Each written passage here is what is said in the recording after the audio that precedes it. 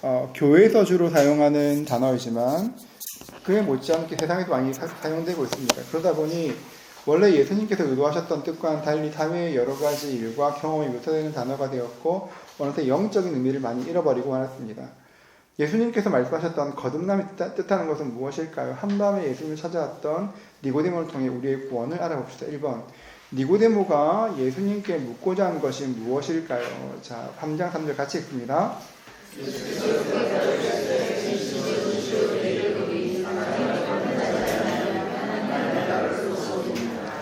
이 문제를 하기 위해서 3장 2절부터 봐야 되거든요. 3장 2절 말씀 같이 읽겠습니다.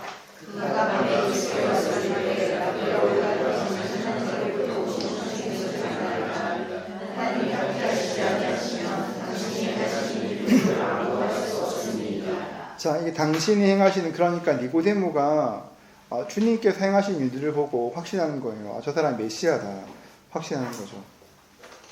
보면 재밌는 것이 니고데모가 보면 밤에 2절에 보면 밤에 예수께 와서라고 해요. 첫 번째 큐죠. 니고데모가 밤에 예수님을 찾아온 이유가 뭘까요? 여러분 왜 찾아왔을까요? 네, 피하기 위해서. 또요? 들키지 않기 위해서. 네, 또요? 생각해보면 니고데모 이야기는 사실 우리가 그러니까 뭘까? 니고데모 이야기에는 우리가 약간 오해하는 것들이 있어요. 있는데 첫 번째로는 밤에 찾아온 이유가 뭐냐면 들키지 않기 위해서 눈을 피하기 위해서. 근데 눈을 피하는 이유가 뭐냐면 부끄러워서 그런 게 아니에요, 여러분. 자기가 사내들인 공회원인데 저런 새파란 젊은이 만나러 오는 게 부끄러워서 그런 게 아니에요. 진지한 대화를 하고 싶었어요. 낮에는 언제나 예수님 주변에 사람이 많았거든요. 그러니까 니고데모는 사실 영적으로 진지한 대화를 하고 싶었던 거예요. 이게 어떠냐 그렇게 하면, 어떻게 알 수 있냐 그렇게 하면 니고데모 3장 2절 보면 무엇이라 부릅니까? 예수님께 뭐라 부르죠? 랍비. 여러분 이 말은 여러분 랍비라 부르는 건 거의 불가능한 일입니다. 왜냐하면 랍비는 랍비 학교를 나온 사람만 이렇게 졸업자만 받을 수 있어요. 그래서 랍비도 이렇게 어디 문화가 굉장히 중요하거든요. 그래서 랍비 학교를 졸업하는 건 되게 힘들어요. 보면 여러분 간혹 보다 보면 뭐 우리나라 이렇게 뭐 설교하시는 분들 뭐 히브리 대학 졸업 나오잖아요. 뭐 그런 거 거의 다 졸업이 아니고 그냥 수련돼요. 랍비 학교에서 이스라엘 랍비 학교 제가 알기로 근 5년 이내까지 랍비 학교 이런 과정이 7단계가 있는데요. 제가 알기로 우리나라에서 랍비 학교를 끝까지 마친 사람은 딱 2명 있어요. 다 랍비에 갔다 그렇게 해도 그냥 1단계 갔다 나오는 거예요. 못해요, 그거를. 근데 변순복 교수님하고 또 한 분 누구시고 계신데 두 분 말고는 끝까지 한 사람이 진짜 어려워요. 근데 그 당시에 예수님은 랍비 학교를 나왔으니까, 그렇죠. 그러니까 랍비가 아니라 야메 랍비예요. 야매거든요. 그러니까 니고데모 같은 정통파가 보기에는 진짜 이거 약간 야매예요. 근데 어떻게 불러요? 랍비요. 엄청 존중해 주는 거예요. 엄청 존대해 주는 거예요. 이게 사실 니고데모 같은 사람이 할 수 있는 말이 아니고 랍비요 불렀습니다. 그렇게 해서 영적인 대화를 하고 싶었습니다. 니고데모에는 영적 진지함이 있었습니다. 사람 시선을 피하려 못했지만 무엇보다 방해받지 않는 시간에 만나고 싶었습니다. 사내들인 공연의 겸손함이 드러난 거죠. 니고데모는 예수님을 하나님께로부터 선생이라 말하는데, 여러분 이게 우리는 바로 구원 문제로 가잖아요. 사실 니고데모 입장에서 이건 구원 문제가 아니라 이 질문이에요. 이 말은 당신이 메시아입니까? 묻는 게 이거잖아요. 하나님 나라 이렇게 언제 오겠냐 묻지 않습니까? 이게 보면 니고데모의 질문은 당신은 메시아입니까?를 물어보는 거예요. 메시아. 여러분 그 당시 사람들은 메시아는 여러분 영적인 메시아가 아니에요. 어떤 메시아를 원했습니까? 정치적인 메시아. 여러분 이게 얼마나 뿌리 깊은 것이냐 그렇게 하면 유대인들도 그랬어요. 예수님의 제자조차 예수님과 3년 몇 개월을 같이 있었지만 그 사람조차 메시아라 말할 때 정치적 메시아를 떠올리잖아요. 그만큼 이 사람 그러니까 똑같은 니고데모도 이 애를 보니까 메시아 같아 라고 생각하는 거예요. 자, 그래서 여러분 이제 그러면서 쭉 고민했겠죠. 그래서 질문하고 싶어요. 여러분의 삶에 예수님에 대한 그런 진지한 관심이 생겼던 데가 언제인지 한번 생각해 보세요. 예수가 어떤 분이신가? 우리 구원의 스토리를 많이 이렇게 나눴을 텐데, 언제 내가 예수에 대해서 언제 내가 관심이 생겼는지, 어떻게 생겼는지로 이렇게 이야기를 하시면 좋겠습니다. 왜냐 그렇게 하면, 거의 많은 경우에 그러니까 어릴 때부터 교회 자연스럽게 이렇게 다니는 사람이라도 생각해보면 내가 예수에 대해서 궁금했던 때가 있어요. 그때가 언제냐면 더듬어 보세요. 되게 예수님 알고 싶고 그랬던 때가 언제인지 한번. 여러분께는 언제 예수님을 좀 깊이 알고 싶으셨나요? 언제 그러셨을까요? 재무 순장님은 언제 예수님을 좀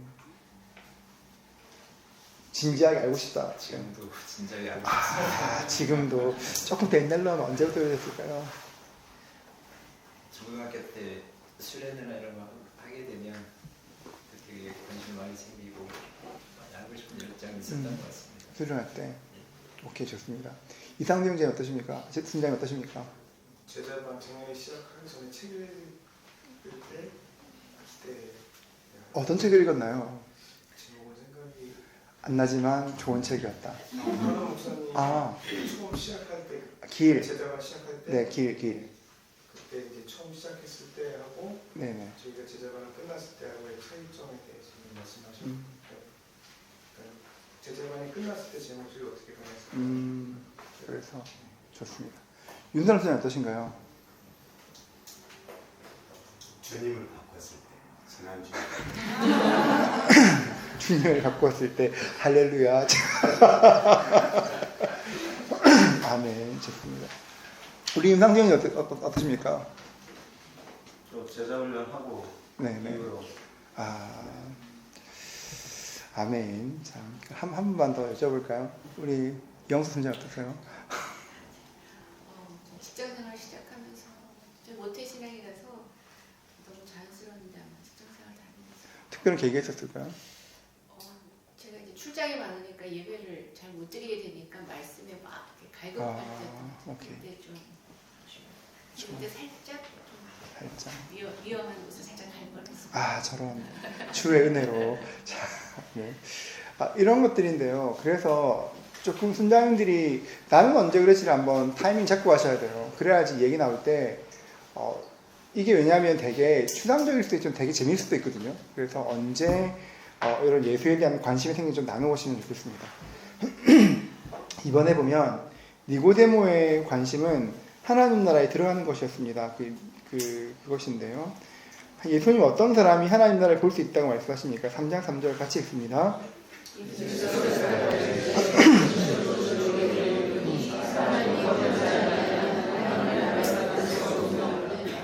당신이 메시아인지 질문했는데 예수님 뜻밖의 말씀하십니다. 거듭나지 않으면 하나님 나라를 볼 수 없다고 말씀하십니다. 이거 보면 관점을 바꾸시는 거예요. 전혀 다른 관점에서 하나님 나라를 봐야 된다고 설명하시는 것입니다. 이걸 이제 지금 우리의 삶으로 바꾸면 이럴 것 같아요. 어떻게 하면 이 땅에서 성공적으로 갈 것인가? 이 땅에서 성공에 집착하는 것이 아니라 성공과 실패를 영생의 관점에서 볼 수 있도록. 그러니까 예수님께서 니고데모에게 하신 말씀은 어떻게 이스라엘이 회복되느냐가 아니야. 그게 중요하지 않아. 더 중요한 게 있어. 관점을 바꾸시는 거예요.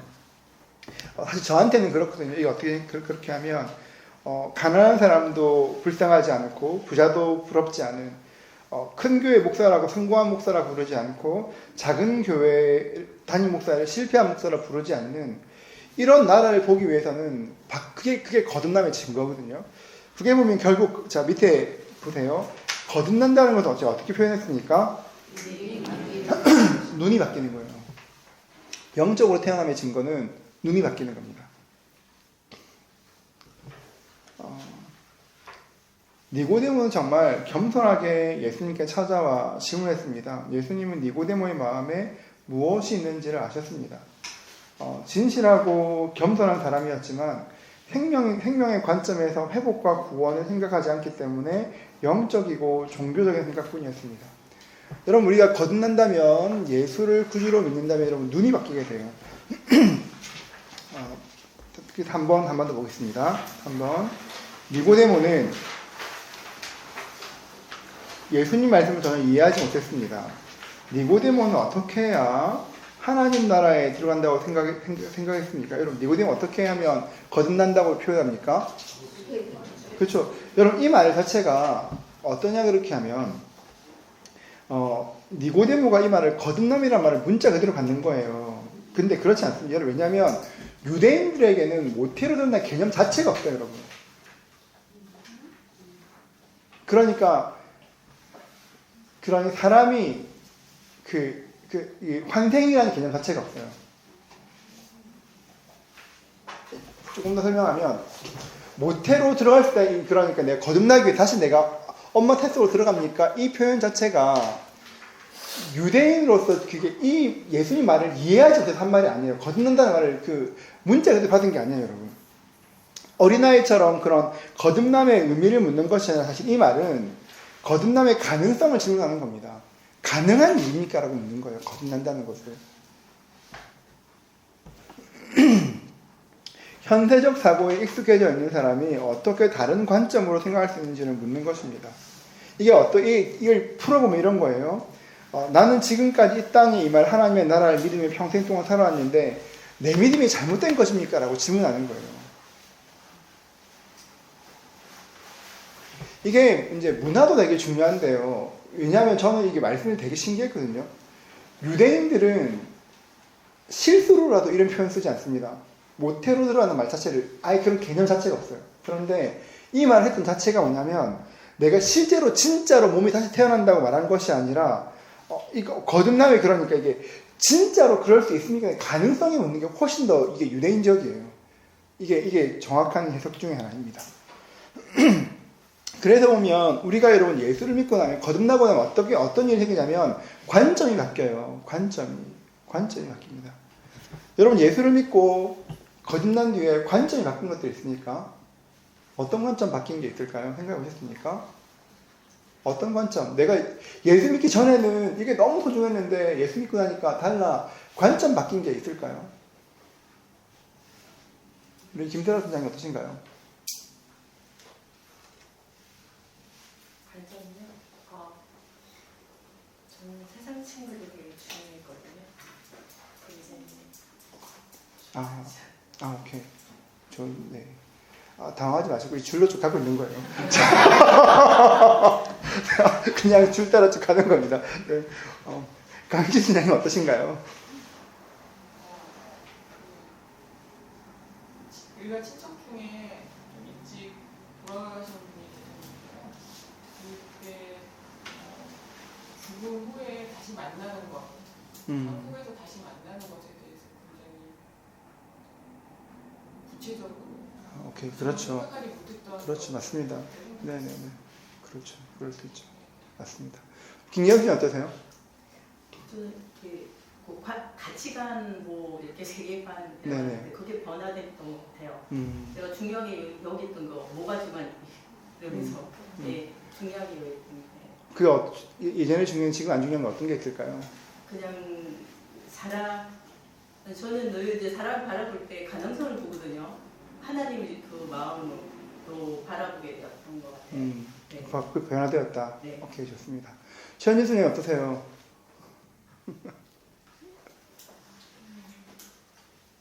저도 여기 있는 것처럼 고난에 대한 관점이 좀 달라진 것 같아요. 고난에 대한 관점이 어떻게 해요? 그러니까 그렇게 크게 여겨지지.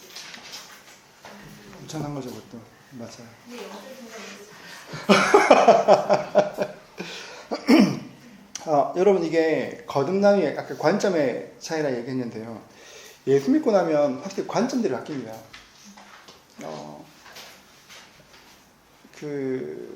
대표적인 고난에 대한 관점인데요. 일단 모든 사람은 고난을 환영하지 않습니다. 환영하지 않아요. 고난 우리 인생에 없었으면 하는 것인데 거듭나고 나면 고난조차 하나님의 손안에 있구나를 알게 됩니다. 그래서 C.S. 루이스가 또 이찬성 자주 말하는 것처럼 고난은 변장된 축복이라는 말씀 되게 자주 하시잖아요. 그런 거거든요. 이게 바뀌게 됩니다.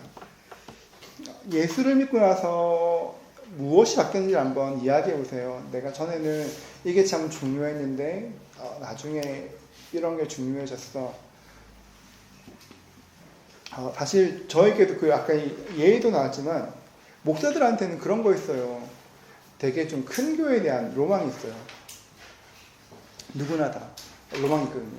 저는 아버지가 한 번도 100명 넘는 교회를 다니신 적이 없기 때문에 언제나 그런 거 있어요. 우리가 이제 저희 오 목사님은 아버지가 큰 교회 하셨거든요. 오성민 목사님 아버지는 굉장히 큰 교회 담임 목사님이셨어요. 그러니까 이야기가 엄청 틀려요. 담임 목사의 자녀에 대한 프라이드가 거기 있더라고요. 내가 이렇게 우리 아버지가 그런 의식 프라이드가 있어요. 근데 제가 엄청 놀랐어요. 그런 생각 할 수 있구나 한번 생각해본 적이 없거든요. 언제나 난 힘들었기 때문에. 그런 차이가. 근데 제가 확실한 것은 어느 순간인가 예수님을 잘 알고 난 뒤에 작은 교회가 두렵지 않은 건 아니지만 사실은 큰 교회가 더 영광스럽고 작은 교회는 영광스럽지 않지에 대한 생각이 진짜 많이 사라졌어요. 이찬수 목사님이 보면 되게 작은 교회에 대한 돌봄이 거의 병적일 정도로 하시거든요. 어려운 계속 돕자 그러세요. 이번에 또 이렇게 또 경상도에 또 몇 개 한다 그러시잖아요. 그 왜 그런지 아세요? 목사님이 아버님이 그러셨거든요. 그게 사실 저한테도 마찬가지예요. 저는 요즘에 걸어오면 저희 집 쭉 내려와서 이렇게 저기 창곡천 앞으로 쭉 내려오는데 창곡천 앞에 교회, 작은 교회 진짜 많고 요즘에 교회가 또 생겨요. 막 생긴단 말이에요. 볼 때마다 엄청 고민되고 기도되고 그렇게 해요. 저기 누가 갈까? 저기 성도도 있으면 좋겠다. 왜냐 그렇게 하면 저한테 그런 시간이 있었거든요. 어떤 게 있냐 그렇게 하면 저도 제가 겁났던 것 중에 하나가 뭐냐면 어딜 가도 사람들이 제가 어릴 때 아버지 너가 아버지 뭐 하시노 이제 목사입니다 하면 어떤 교회 목사님 물으면 아무도 아버지 교회를 몰랐어요. 언제나 그랬거든요. 그러니까 되게 그런 자존감도 낮고 그런 거 있었는데 제가 겁내겠던 건 뭐냐면 우리 아이도 그럴까봐 내가 그랬던 것처럼 저 개척 엄청 겁냈거든요. 개척한다는 자체 사실 개척은 제 인생에 옵션이 없는 거였어요. 왜냐하면 내가 그랬던 것처럼 아이들도 그랬을까봐 진짜 겁냈거든요. 근데 하나님께서 이렇게 조금씩 이렇게 바꿔가시는 것들을 경험해요. 예수 믿는 건 여러분 계속 내 생각이 바뀌어가는 겁니다. 이게 얼마나 중요하냐 그렇게 하면 그러니까 우리가 계속 생각해야 될 것은 교회도 마찬가지예요. 생명을 살리는 것이 무엇이냐에 대해서 계속 고민할 수 있어야 돼요. 어떻게 해야 영혼을 구원할 수 있는가? 어떻게 해야 예수를 더 잘 믿을 수 있는가를 계속 고민해야 돼요. 이제 교회 실명이 나오는데 분당에 최근에 이렇게 온누리 교회에 계시는 이상준 목사님이 교회를 개척하셨어요. 151 교회를 개척하셨거든요. 목사님이 늘 하던 말이 뭐냐 그렇게 하면 그 교회는 순장이 특별하게 이렇게 훈련받지 않는 게 아니라 계속 이렇게 그러니까 순장 스쿨 2주짜리 하고 나면 다 순장이 될 수 있어요. 그렇거든요. 그 이유 중에 하나가 뭐냐 그렇게 하면 그분이 그러시는 거예요. 온누리 교회가 이렇게 서빙고동 중심으로 좀 되게 부초 중심으로 된 교회잖아요. 그렇게 하니까 다락방에 새로운 사람이 오는 걸 싫어하는 거예요. 다락방이 거기는 이렇게 썩지 않거든요. 그렇게 하니까 한 10년쯤 같이 다락방을 했어요. 그러면 누군가가 들어오잖아요. 웰컴 할까요? 부담스러울까요? 나 10년 동안 되게 관계했던 우리끼리 관계도 있어. 이제 우리 나이 좀 더 되면 같이 여행 가려고 막 개도 들고 해가지고 다락방에서 막 이렇게 환갑게 막 이런 거 막 여행 가고 해요. 그런데 갑자기 누군가 새로운 사람이 들어왔어요. 편할까요, 그게? 불편해요. 이제 그런 얘기 엄청 하죠. 그래서 그분은 다락방 자체에 썩는, 그분은 무조건 이렇게 순장이 뭐가 돼? 순장 누구나 다 할 수 있지 막 그런 거거든요. 그래서 2주 동안 순장 수업을 받고 나면 너도 순장 나도 순장 뭐 이런 거란 말이에요. 전 그건 동의하지 않습니다. 그건 좀 다른 거고. 여튼 그래서 여러분 중요한 것이 뭐냐면 시간이 지날수록 여러분 교회에 가만히 있으면 우리는 되게 완고해질 우려가 있어요. 계속 생각을 바꾸실 수 있도록 애쓰셔야 돼요. 하나님 주신 새로운 생각들을 계속 바꾸실 수 있도록 하나님이 무엇이라 말씀하셔서 순종할 수 있도록 계속 생각들을 바꾸지 않으면 여러분 우리 교회도 전통이 이제 생길 거예요. 그러면 전통이 주도하는 교회가 되면 그 교회는 생명이 없어져요. 늘 고민하는 거지만 여러분 본질과 비본질을 늘 구분하셔야 돼요. 교회에서 일할 때 비본질 가지고 싸우시면 안 돼요, 여러분.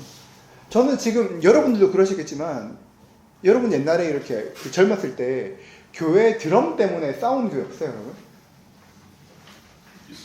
있죠. 여러분 옛날에 교회에서 기타 치는 것 때문에 이렇게 그런 교회 있으셨을 건데요.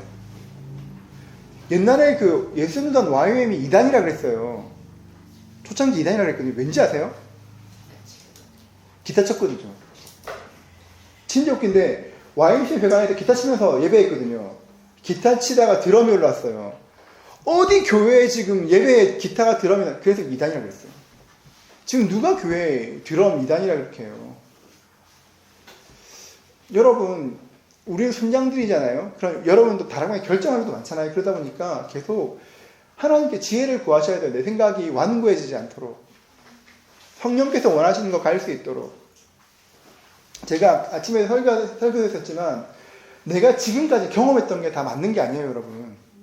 새로운 걸로 인도할 수 있어요. 베드로한테 그랬거든요. 베드로한테는 이방인에게 복음 전하기 완전 새로운 일이었다니까요. 우리도 고민해야 돼요. 하나님께서 지금 이곳 가운데 일을 행하실 때 무엇이 낫는 것인가? 늘 거기에 대해 고민하지 않으면 그냥 우리가 똑같은 교회가 되고 끝날 거예요, 여러분.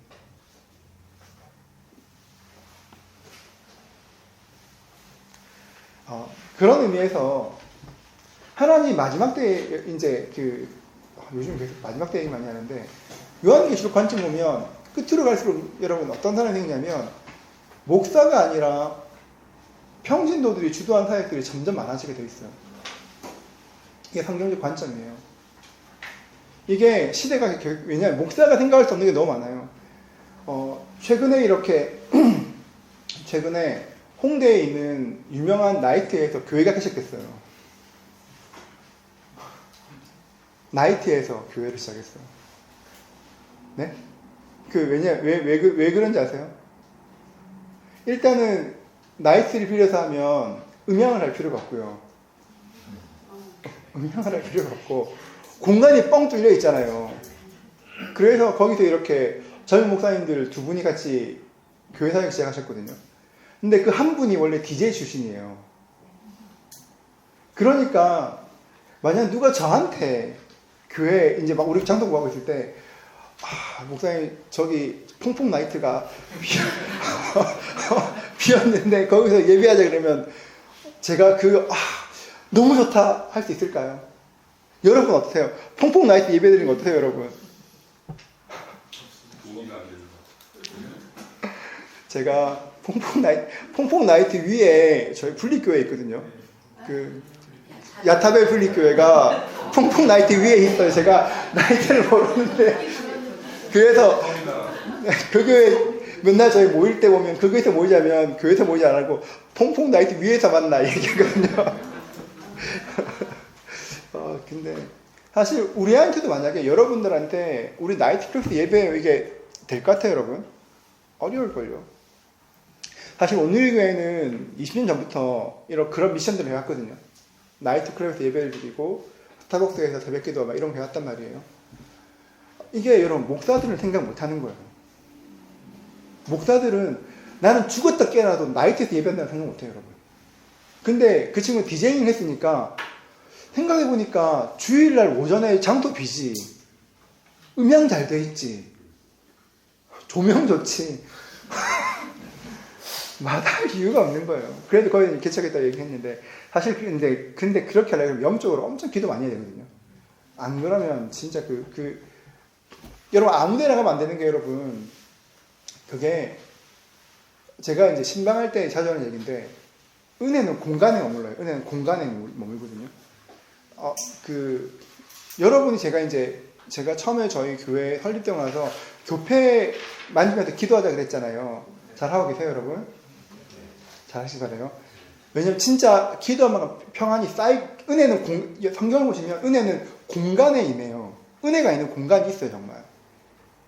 제가 처음부터 계속 우리 교회 처음에 제 공간 생겼을 때 우리 먼저 와서 기도하신 분도 계시고, 제가 멀리서도 새벽 기도하던 이유가 뭐냐 그렇게 하면 이 공간을 여러분 일단 예배 시는 기도로 채워져야 되거든요. 은혜로 채워져야 돼요. 마찬가지 우리 가정도 마찬가지거든요. 은혜가 채워져야 되는데 은혜가 없는 공간들이 있어요. 거기서 예배를 하려고 그렇게 하면 몇 갑절 이렇게 기도해야 되거든요. 이 얘기가 왜 갑자기 나왔는지 모르겠지만 여러분, 그래서 부탁드리는 것은 항상 좀 이렇게 무엇인가를 이야기할 때 복음의 관점에 생각했으면 좋겠어요. 이게 영혼을 살리기 위한 것인가? 그렇지 않은 것인가? 하지만 선은 분명해야죠. 선은 분명해야 하지만 이게 본질인가 아닌가를 구분하고 할 수 있다면 정말 좋은 것 같아요. 우리 교회 고신이잖아요, 여러분. 아세요, 여러분? 네. 우리 교회 고신교회거든요. 고신교회에서 주일날 밖에서 예배드리고 운동했잖아요. 어른들이라면 저는 엄청 혼나요. 어떻게 주일날 그렇게 운동하냐고 엄청 뭐라 그러실 거거든요. 본질입니까? 그렇죠? 여러분, 그러니까 본질과 본질 아닌 것에 대해서는 구분하죠. 다락방도 마찬가지예요. 그래서 계속 생명 살리는 쪽으로 나가는 것이 옳습니다. 하나만 더 얘기하면, 그래서 제가 그 얘기 좋아하는 얘기 있는데요. 지금 가장 성장하고 있는 교회 중에 하나, 미국에서 가장 성장하는 교회가 라이프 교회예요. 더 라이프 교회인데요. 그 교회 목사님이 원래 경영학과를 나오셨거든요. 그러니까 교회를 이렇게 개척해서 성장하다가 교회가 한 2,000명쯤 됐어요. 그 LA 동쪽에 있는데. 여러분 2,000명쯤 교회에 섰어요. 그러면 그 다음 여러분 어떻게 해야 될까요? 그 다음 교회 가득 찼어요. 그 다음 스텝이 뭘까요? 자, 우리 교회가 2,000명이 됐다. 꽉 찼다. 그 다음 어떻게 해야 될까요? 아무튼 네. 그 교회도 이제 꽉 차서 이미 건축된 교회 좀 꽉 찼잖아요. 뭘 했냐 그렇게 하면 그래? 우리 교회 사람들이 인구 분포를 확인한 거예요. 그런 다음에 가만히 보니까 LA 동부 중심인데 가만히 보니까 서부 쪽에도 사람 제법 많은 거예요. 그래서 교회를 동부에 아예 지어버렸어요. 똑같은 사이즈로. 그래서 예배를 동시에 드려요. 그러니까 한쪽이 서부에서 동부에서 예배를 드리면 위성으로 이제 서부에서 같이 예배를 드리는 거죠. 멀티 사이즈 처치를 처음 시작하셨어요. 이런 식으로 지금 그 교회가 한 번 예배 드릴 때 지금 한 34개 정도가 동시에 예배를 드리거든요. 그런 식으로. 그런 것도 생기는 것 같아요. 네? 옛날에, 그렇죠. 순봉교회 그랬죠. 맞아요. 네네. 그런 식으로. 그렇게 얘기를 그러니까 이제 되게, 그 교회는 그렇게 사람들을 모으다 보니까, 여러분, 우리는 성경 앱 볼 때 거의 이렇게 좀, 성경 앱 뭐 보세요, 여러분? 가피플. 좋아요, 여러분. 네? 가서? 다번역. 네. 전 세계에서 가장 많이 쓰이는 성경이 유버전이거든요. 유버전이라고 성경이 가장 많이 쓰이는 온라인 성경이에요. 그 성경을 그 교회에서 개발한 거예요. 그 교회는 성경 공부할 때 그냥 다 같이 유버전 핸드폰 앱 펴놓고 이렇게 쭉 한단 말이에요. 많이 갔지만 여러분, 그래서 우리가 끊임없이 고민해야 될 게, 세상이 빠르게 바뀌는데 교회가 너무 전통적인 것에 이렇게 매여 있는 것이 아니라 언제나 새로운 시도가 있을지 고민해 봐야 돼요. 그러나 중요한 것은 본질에 대해서는 타협할 수 없다. 어떤 일에서 본질을 타협하지 못한다. 그런 것들.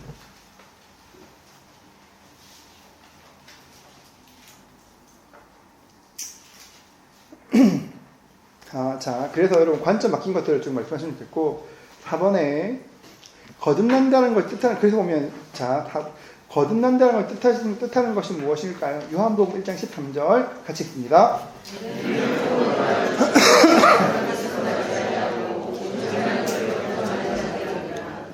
이게 보면 거듭난다는 말 자체가 이렇게 게나우 엔타논인데 보면 위로부터라고 이해하는 것이 더 좋습니다. 위로부터. 다시 태어난다는 말도 맞지만 위로부터라고도 이해할 수 있습니다. 위로부터 태어나는 것입니다. 거듭남은 우리의 노력으로 이해되는 것이 아니라 전적인 하나님의 역사로 되는 것입니다. 인생에 대한 관점을 바꾸는 것은 사람이 할 수 있는 일이 아닙니다. 예수님께서 우리 인생을 구원하시는 유일한 구원자이심을 믿는 것이고 이 땅이 전부가 아님을 믿는 것입니다. 거듭나고 나면 이 땅이 전부가 아니구나 알게 되죠. 이것이 중요합니다. 5번. 그러면 사람은 어떻게 거듭날 수 있습니까? 자, 요한복음 3장 5절 같이 읽습니다.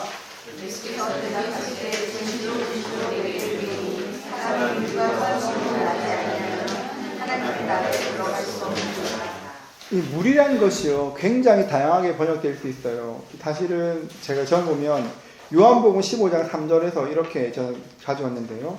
너희는 내가 일러준 말로 이미 깨끗하여졌으니 사실 물은 하나님 말씀으로 이해할 수 있습니다. 근데 어떤 분들은 성령이라고 보기도 해요. 그래서 어떤 분들은 성령과 성령으로라고 보기도 하세요. 그런데 조금 더 저는 볼 때 이렇게 말씀과 성령이 조금 더 좋은 생각 같아요. 일러준 말로 이미 깨끗하여졌으니 하나님 말씀 그 예수님의 비유에 나오는 건데 예수님이 일곱 귀신 쫓잖아요, 그렇죠? 그 귀신이 어디를 찾았는지 아세요? 잠시 제가 성경을 읽어드릴게요. 이게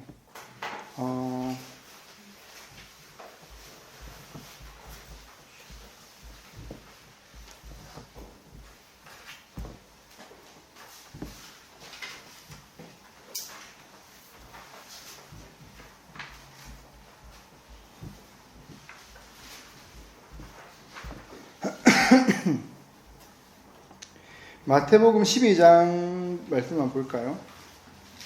성경 보시면 마태복음 12장 보세요.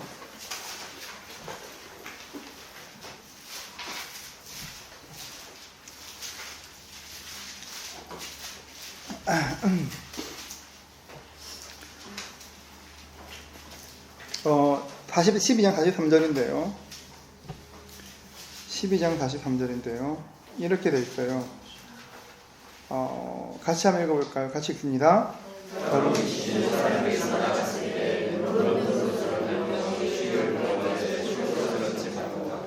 자, 여기 보면 물 없는 곳이 뭘 말할까요? 맞죠?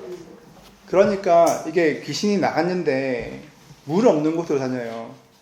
물 없는 곳으로 가서 쉬기를 구하되 이게 그냥 물을 말하는 것이 아니라 말씀을 말하는 거예요. 물 없는 곳은 쉬기를 구하되 쉴 곳을 얻지 못하고 이게 보면 이 처음 말씀이 뭐냐 그렇게 하면 예수님께서 이제 요나의 표적에 쭉 말씀하시는 그거거든요. 그런데 여기 이런 말씀을 볼 때 저는 이게 말씀이라고 하는 건 좋다고 생각합니다. 하나님 말씀이 있어야 악한 영들을 이길 수 있습니다. 그래서 하나님 말씀이 있고 성령이 있어야 거듭납니다. 이따 나오지만 이게 뭐냐면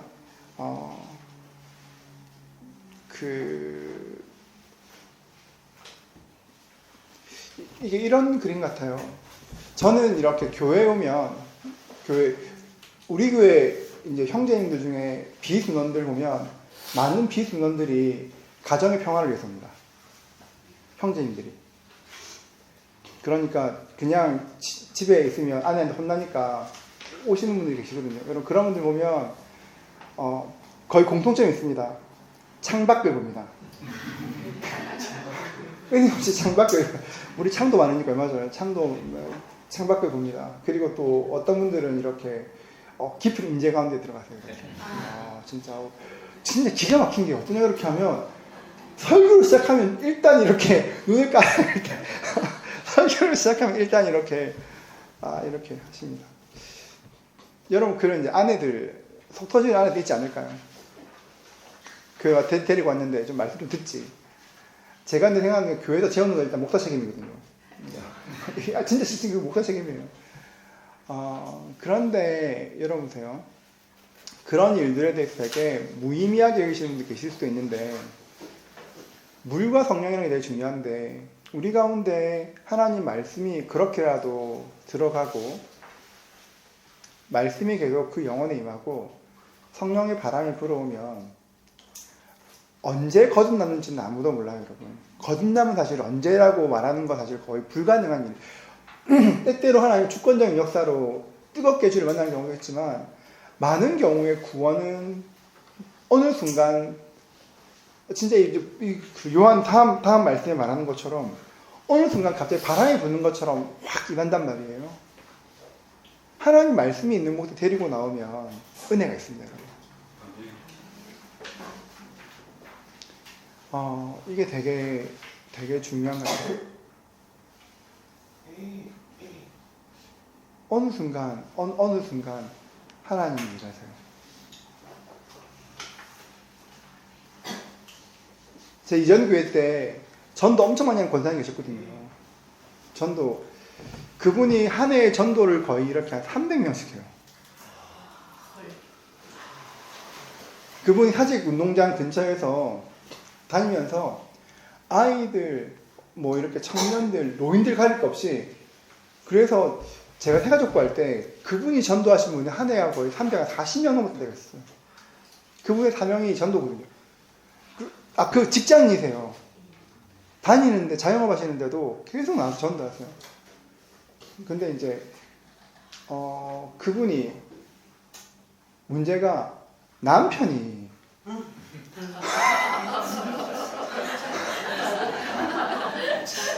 땅끝이 이제 집에 있는 거예요.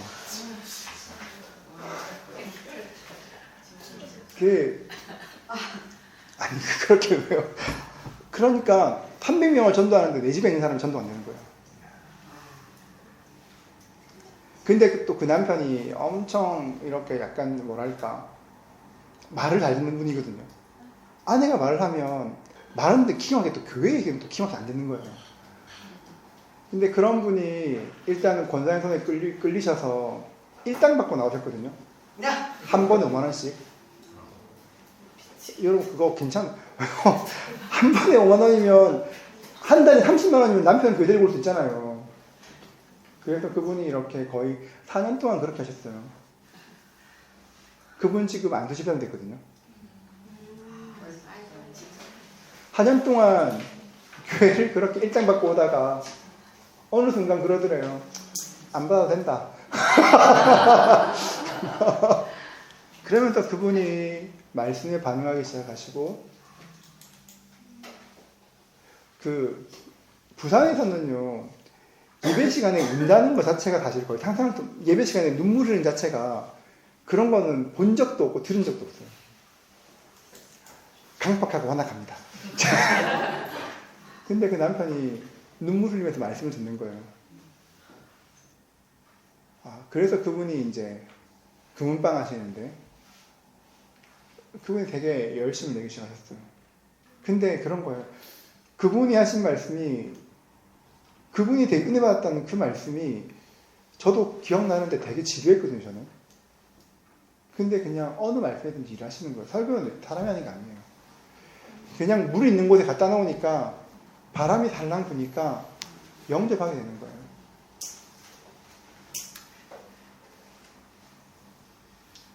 우리 교회 모든 가정에 그런 은혜에게 축복합니다. 물 있는 곳으로 와서 성령의 바람이 불어와서 예수를 믿는 그 은혜. 그랬으면 좋겠습니다. 저희는 이렇게 되게 표면적으로는 남편이 안 나오는 가정도 많지만 우리 교회는 남자 혼자 나오는 가정도 되게 많습니다. 약간 독특하긴 해요. 남자 혼자 나오는 가정이 엄청 많습니다. 그러니까 주일마다 아내를 데리고 나오고 싶은데 안 따라 나오는 거예요. 그래서 진짜 재밌는데요. 아내가 남편을 교회까지 태워주고 교회까지 태워주고 아내는 가시는 가정이 있어요. 저는 이렇게 보통 1부 시작 전이나 2부 전에 창밖을 보면 기도하거든요. 근데 제가 한 번씩 그 과정을 보면 기가 막혀요. 흰 차가 와가지고 남편하고 아이는 교회에서 내리고 다 그 차 돌아 나간단 말이에요. 근데 확률적으로 남편이 교회의 확률보다 아내와 교회 확률이 훨씬 적습니다. 어떻게 해도 남편들이 교회 안 나오신다는 분들은 아내가 계속 얘기하면 결국 한 번 정도는 오신단 말이에요. 아내들은 절대 안 옵니다. 울어요. 그것 때문에 남편이 울어요. 신방할 때 다른 거 아니고 다른 거 다 너무 괜찮은데 목사님 아내가 교회를 안 나와요. 막 펑펑 우시고.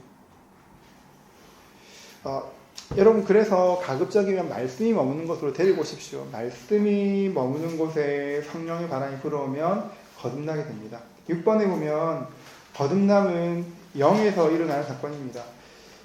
3장 7절과 8절 같이 읽습니다. 함께 읽습니다.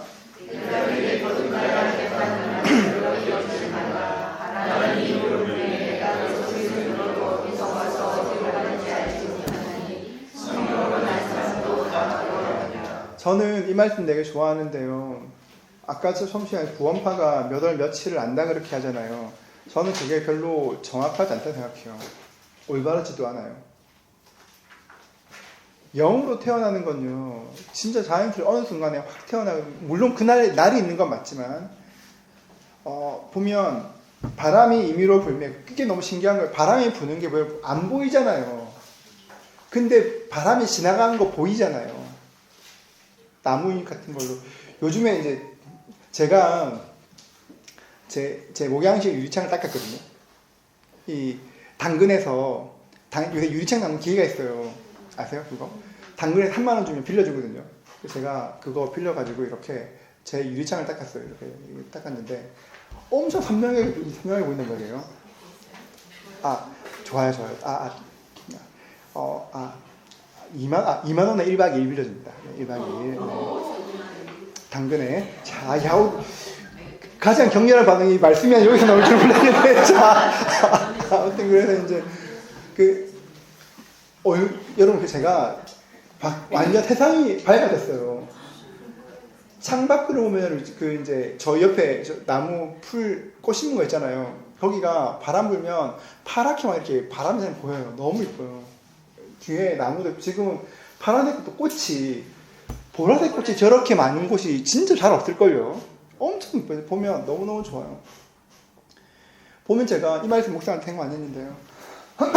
바람은 안 보이는데 꽃들이 휘어지는 거 보면 바람이 느껴지잖아요. 성령께서 일하시는 것도 그래요, 여러분. 눈에 보이지 않아요.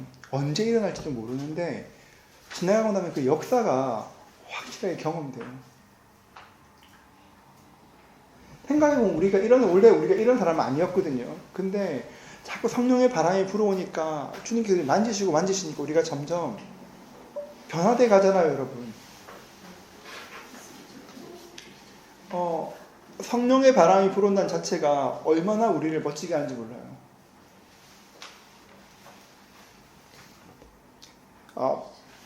성령께서는 그렇게 영에 일하십니다. 그러니까 여러분, 누군가에게 복음을 전했는데 그 사람이 반응하지 않는다, 거절했다가 아니라 그냥 중요한 말씀의 씨앗을 심은 걸로 했죠. 오케이. 그 다음 누가 하시는 겁니까? 하나님. 우리는 계속 씨앗을 뿌릴 뿐이에요. 7번, 우리는 무엇을 믿습니까? 3장 14절 16절 같이 읽습니다.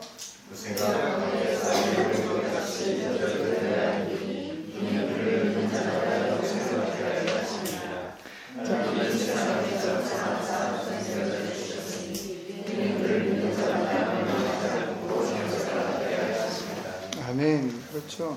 하나님이 세상을 이처럼 사랑하사. 근데 그 앞에 말씀이 뭐냐면 14절도 15절이 광야에서 모세가 뱀을 든 것을 예로 듭니다.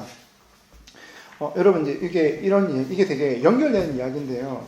이스라엘 백성들이 광야에서 불평했죠. 그래서 하나님께서 불뱀을 보내셨어요. 근데 이 말씀도 오해가 있는데, 불뱀 보내신 거 아니라 정확히 말하면 원어를 보면 보호막을 거두신 거예요. 원래 광야에는 불뱀이 원래 있어요. 여러분. 원래 그 뱀은 언제나 어디나 있어요. 이거 지금도 보시면 한 불뱀 보통 한 이따만한 거 제 손보다 약간 큰 사이즈 뱀이 길이가 이쯤밖에 안 되는 작은 뱀인데 황토색 뱀이 있거든요. 물리면 진짜 아파요. 이 성지순례 갔다 물리시면 여러분 그냥 시름시름 알타게 오셔야 되거든요. 진짜 많은 뱀이에요. 엄청 많은 뱀이에요. 이스라엘 백성들이 40년간 광야를 방황했잖아요. 그 뱀이 없는 곳만 갔을까요? 그럴 수가 없어요, 여러분. 어디나 있다니까요, 그 뱀은. 근데 왜 이때까지 불뱀이 안 물렸어요? 하나님이 보호하셨거든요. 그런데 원망하니까, 불평하니까 그 보호막을 거두신 거예요. 그 뱀에 물린 거죠.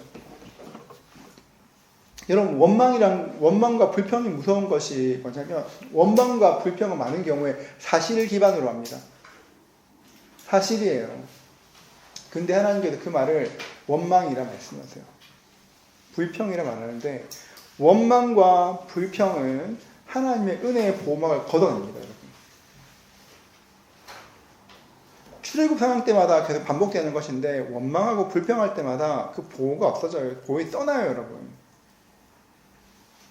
그래서 이렇게 뱀들이 이렇게 사람들을 물었더니만 막 죽어나가기 시작했습니다. 죽기 시작할 때 어떻게 했냐 그렇게 하면 하나님이 불뱀으로 심판하셨을 때 놋뱀을 만들어서 장대에 걸어놓고 보는 자 살 것이라 말씀하셨죠. 기억나시죠 여러분? 이게 뭐냐 그렇게 굉장히 쉬운 일이에요. 하나님이 원하시는 거는 특별하고 어려운 것이 아니라 뭡니까? 나를 믿으라는 겁니다. 내가 이 놋뱀 보면 살 거야 말했을 때 어떤 사람이 살았습니까? 본 사람이 살았단 말이에요. 하나님께서 원하시는 것은 신뢰, 믿음입니다.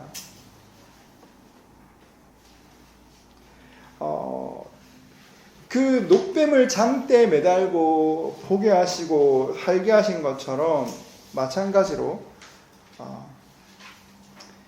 하나님께서 그 사건 예표가 되셔서 이제 그 장대 위에 이렇게 하나님의 아들을 나를 닮으면 어떨까 하시는 거예요. 그래서 요한은 놋뱀이 바로 예수의 십자가 사건임을 이야기합니다. 그러니까 믿는다는 것이 여러분 드라마틱한 체험이 아니에요. 내가 우리가 이제 간증들을 워낙 많이 듣다 보니까 어떤 특별한 체험이 있어야 내가 구원받았어 라고 얘기합니다. 갑자기 하늘에서 막 불이 막 임하고 막 이렇게 해야 구원 생각하잖아요. 그게 아닙니다. 자, 그래서 8번에 얘기합니다. 당신은 거듭났습니까? 어떤 체험이 없어 거듭나지 못했다고 생각하지 않습니까? 로마서 10장 9절과 10절 말씀을 같이 읽습니다. 같이 읽겠습니다. 내가 하나님의 이름으로 예수를 주고 다니며 또 하나님 있어서 그 주님의 밥을 사주시는 너의 마음에 들으며 구원을 받으라. 사람의 마음으로 내가 의에 있고 입으로 신하여 구원에 이르느니라. 여러분 이게 어떤 여러분 그 구원은 그냥 장대에 달린 뱀을 보는 것처럼 그분을 믿는 겁니다. 구원의 확신 여러분 뭔가요? 어려운 거 아니라 그 약속을 믿는 거예요. 우리는 자꾸 구원의 확신을 어떤 특별한 감정적인 영역으로 생각하는데 그거 그렇지 않아요. 우리 성경 하나만 더 볼까요? 창세기 15장인데요. 창세기 15장 같이 보겠습니다. 15장 6절 보세요. 6절 보세요.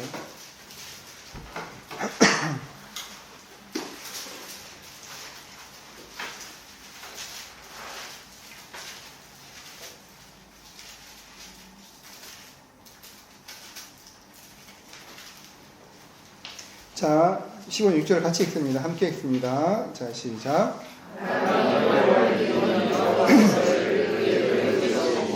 그렇죠. 아브라함이 어떻게 했을 때? 믿으니. 구원의 확신이라는 것은 어떤 체험을 수반하는 것이 아니라 영에서 일어난 일입니다. 내가 그분을 믿으면 구원받습니다.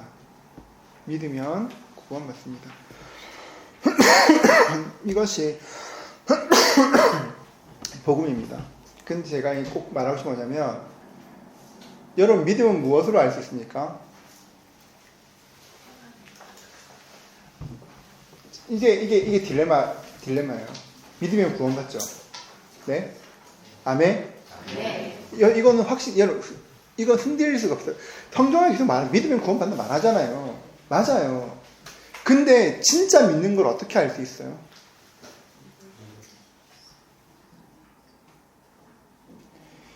한국교회가, 제가 지난주 설교 때가 얘기했지만, 한국교회가 병적으로 칭의에 집착해요. 예수 믿으면 구원받아. 있죠, 오케이. 사실 구원파랑 똑같아요. 그러니까, 사실, 성도들이 구원파 가잖아요. 별 다른 거 잘 못 느껴요, 사실은. 큰 차이 없는 것 같아. 지금 이렇게 유튜브에 뭐 정동수 씨 같은 그런 분들 들어보면 훨씬 더 복음적인 것처럼 들려요. 근데 여러분, 뭐가 필요하냐면, 여러분, 깨달음이 중요한 것이 아니라, 우리는, 여러분, 내가 내일 지금 죽어서 예수님 볼 게 아니잖아요. 그러면, 내가 예수님 믿는 거 어떻게 알 수 있을까요? 네. 내 삶에 열매가 맺히는 거예요. 열매가.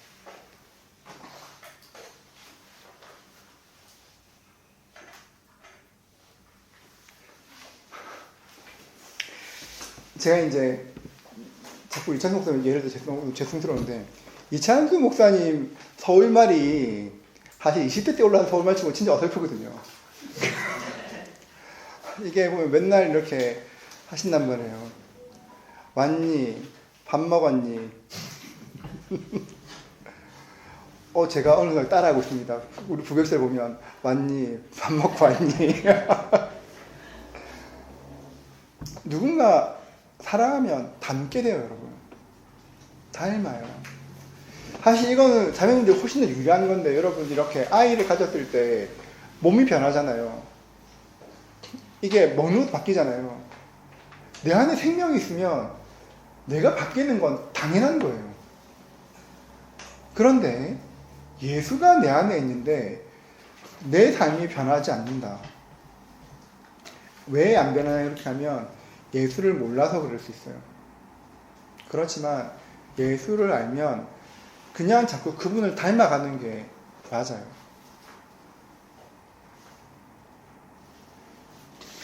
지금 여러분의 삶보다 10년 뒤가 훨씬 더 거룩한 삶이 되어야 해요.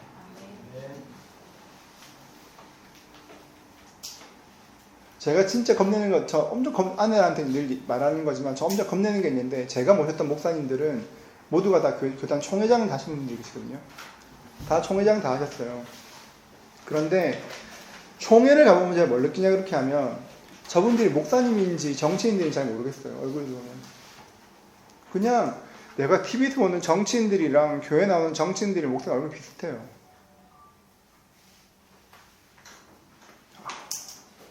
전 나이가 들어도 목사처럼 보였으면 좋겠어요. 아멘 좀 해요. 이 중요한 때 진짜 해야지. 네, 아멘. 전 나이가 들어 목사처럼 보면 좋겠어요, 여러분. 정말 타이밍. 한 번 더 아멘 하셔야지. 진짜. 그런데 여러분도 마찬가지인데요. 나이가 들었을 때, 시간이 지났을 때, 여러분의 배우자가, 여러분 자녀들이, 우리 아빠, 내 남편, 내 아내가 젊었을 때 그랬는데 지금 보니까 되게 예수님처럼 변한 것 같아. 내 안에 계시니까 닮아가는 거죠. 예수를 믿는다 말하면서 서슴지 않고 불법을 행하고, 예수를 행한다 말하면서 서슴지 않고 거짓말하는 것들,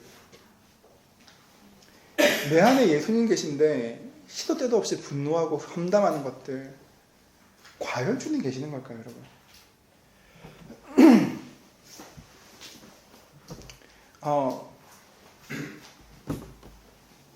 이제 유기성 목사님은 그 감리교거든요. 그럼 약간 교리가 우리하고 약간 다른 게 있어요. 그 유기성 목사님 설교 보면 극단적인 행함을 강조하거든요.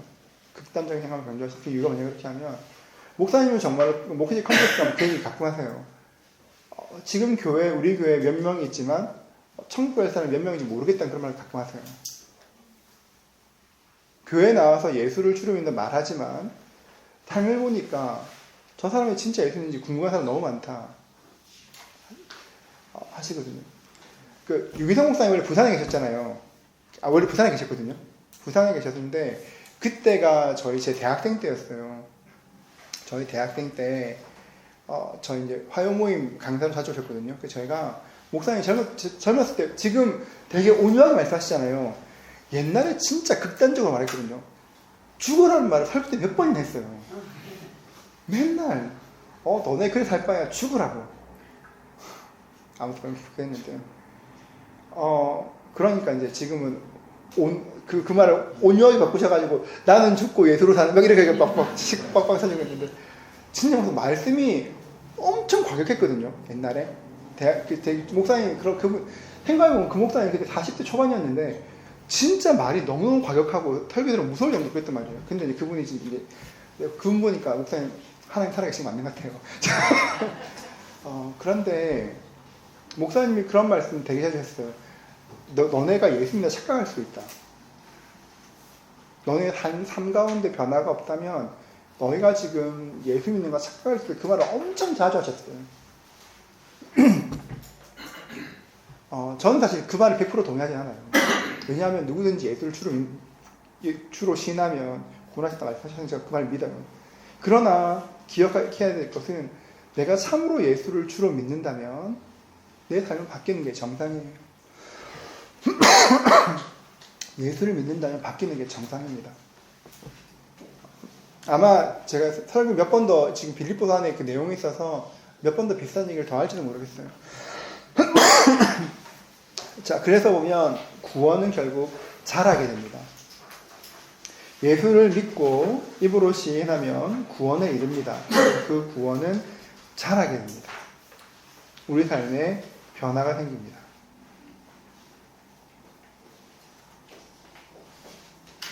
(9번) 거듭난 사람은 어떻게 살아야 될까요? 요한복음 19장 39절 같이 읽습니다.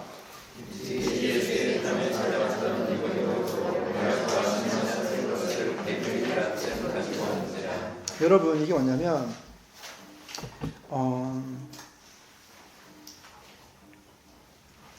이게 보면 지금 니고데모 사실 성경에서는 니고데모 얘기 요한복음에서 3장이 끝이에요. 안 나와요 더. 니고데모가 예수를 믿었는지 안 믿었는지가 나오잖아요 여러분. 끝난단 말이에요. 근데 어디에 니고데모 다시 나오냐면 끝에 나오죠. 19장에 예수님 돌아가셨을 때 나오죠. 일찍이 예수께 밤에 찾아왔던 니고데모도 모량과 침략 섞은 것을 100리트라쯤 가지고 온지라. 예수님께서 그 예수님 묘실이 누구의 묘실이었습니까? 아리마대의 사람. 이게 얼마나 신기한 거냐면요. 아리마대 사람 요셉이란 말 자체가 이게 지역을 말하는 거거든요. 네. 이게 그 아리마대라는 지역이 그 라마나요시거든요. 라마나요. 사울이 그 사무엘이 있던 거 라마나요시 그 아리마대거든요. 그러니까 지금 아리마대 사람 요셉은 저처럼 지방에 있다가 출세해가지고 예루살렘에 온 거예요. 와서 이제 막 예루살렘에 왔으니까 그 당시에는 묘실이 굉장히 귀했거든요. 그러니까 큰 돈을 들여서 이제 내가 예루살렘에 잘 살 거야. 그렇게 해서 아리마대, 나 원래 집이 부산이었는데 여기 살 거니까 집 하나 사야 됐던 것처럼 나 아리마대 사람, 나 집이 그러니까 자기는 그래서 새로운 묘실이 있는 거예요. 원래 예루살렘 사람 아니기 때문에. 그 묘실을 샀는데 여러분 그 묘실이 지금 부동산 가치하고 완전히 엄청 비싸거든요. 근데 그 묘실을 예수님께 드렸어요. 그리고 또 니고데모가 와서 모략과 침향 섞은 것을 100리트라쯤 가지고 왔습니다. 이게 뭐냐면 우리는 지금 그랬구나 하지만 이 사람들의 정치 생명을 걸은 거예요. 아리마대 사람 요셉이나 요셉은 그 빌라도가 단판지였거든요. 단판지였죠. 사실 사형수는 그날 안 내려줘요. 근데 단판지였죠. 지금 나온 니고데모도 예수의 장례 준비를 하는 거잖아요. 이게 그 모략과 침향 100리트라가 이게 지금 우리나라로 치면 지금 거의 한 이렇게 거의 8천만 원, 9천만 원 정도 거의 1억 가까이 되는 거거든요. 여러분 이게 돈이 있다고 한 번에 다 할 수 있는 게 아니에요. 여러분. 그러니까 이 사람은 예수님이 달리기로 결정됐을 때부터 하루 동안에 열심히 이걸 사모은 거예요. 엄청 열심히. 그러니까 이 사람은 장례를 준비한 거예요. 예수를 믿었다는 것을 언제 증명했냐면 가장 중요한 순간에 어쩌면 이 사람의 정치 생명을 걸고 예수님의 장례를 준비한 거예요. 예수를 믿는 사람은 반드시 내 삶의 손해를 본다 할지라도 예수가 드러나야 될 순간이라면 예수님이 드러냅니다.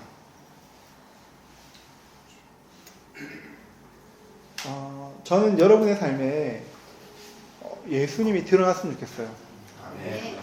여러분의 배우자가, 자녀가 여러분 볼 때 예수님 같다 했으면 좋겠어요. 여러분. 저 꿈꾸세요. 그래서 이번 주 얘기할 때도 여러분 그렇게 삶의 변화에 대해서 많이 일을 나누시고 더 거룩한 변화로 이렇게 같이 한번 도전하시면 좋겠습니다. 근데 거듭난 사람이 거듭나게 살기 위해 반드시 말씀을 알아야 합니다. 이 얘기 하고 하시면 되겠네요. 제가 이거 이제 재반할 때 자주 하는 이야기인데요. 구원에 확신할 때 하는 얘기인데, 신데렐라는 행복이 있을까요? 신데렐라, 제트성의 아가씨. 여러분 그 얘기 모르는 거예요, 설마? 신데렐라 이렇게 막 나이트 족순이 막 이렇게 하면서 무도회장에서 이렇게 왕자랑 춤 잘 추고 가다가 이렇게 신발 막 떨어뜨려가지고 왕비가 됐잖아요. 신데렐라는 행복했을까요?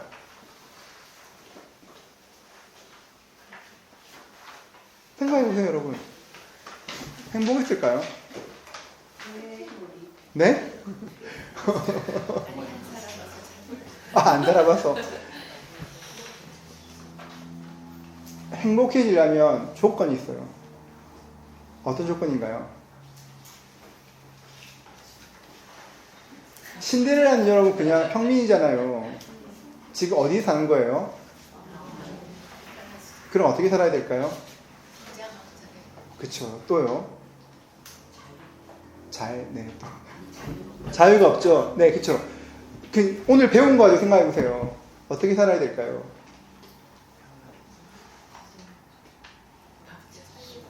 바뀌죠. 신분에 맞게. 왕궁의 법도를 배우며 살아야 돼요. 만약 신데렐라가 똑같이 산다면 그 결혼이 쉽지 않을 겁니다. 왕자 주변에는 뛰어난 매너를 가진 사람도 많을 거고 처음에 너무너무 사랑스러운데요. 근데 자꾸 법도를 모르니까 자꾸 이렇게 다르게 행동해요. 그러면 그 관계가 안 쉬워진단 말이에요. 신데렐라가 행복해지기 위해서 중요한 게 뭐냐면 법도를 배워야 돼요. 왕실의 법도를. 그래서 똑같은 매너를 가지고 살아갈 수 연습해야 돼요. 자기의 자유를 제한하는 거죠. 성도도 똑같은 거예요, 여러분. 우리가 하나님의 자녀라면 하나님의 법도를 배우고 맞게 살아가야 그게 우리에게 맞는 삶이 돼요, 여러분.